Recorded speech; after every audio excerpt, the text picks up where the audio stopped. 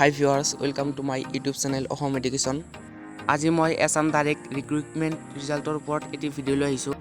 যিসকল কেণ্ডিডেটে এই পৰীক্ষাটোত অৱতীৰ্ণ হৈছিল তেওঁলোক বৰ্তমান এতিয়া কেৱল ৰিজাল্টৰ সন্ধানত আছে।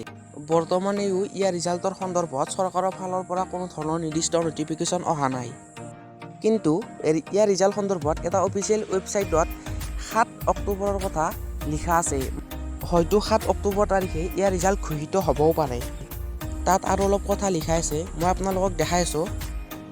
এইখন চাওক, ইয়াত লিখা আছে যে as per information available with us, the board is currently checking the answer sheets and it may take 2 to 3 days more for the result to be published. ইয়াত কোৱা হৈছে যে বোৰ্ডে ইয়াৰ উত্তৰ বহীসমূহ বৰ্তমান পৰীক্ষা কৰি আছে আৰু সম্ভৱ 2-3 দিন পিছত ইয়াৰ ৰিজাল্ট ঘোষিত কৰা হ'ব। হয়তো ৱেবছাইটত লিখা থকা 7 অক্টোবৰ তাৰিখেও ইয়াৰ ৰিজাল্ট ঘোষিত হ'ব পাৰে। গতিকে আশা কৰিছোঁ যাতে আপোনালোকে এই ভিডিঅ'টো চাই ভাল পালে। যদি ভিডিঅ'টো ভাল লাগিছে তেনেহ'লে ভিডিঅ'টো লাইক কৰিব আৰু যদি চেনেলটো নতুনকৈ চাইছে তেনেহ'লে চেনেলটো ছাবস্ক্ৰাইব কৰিব।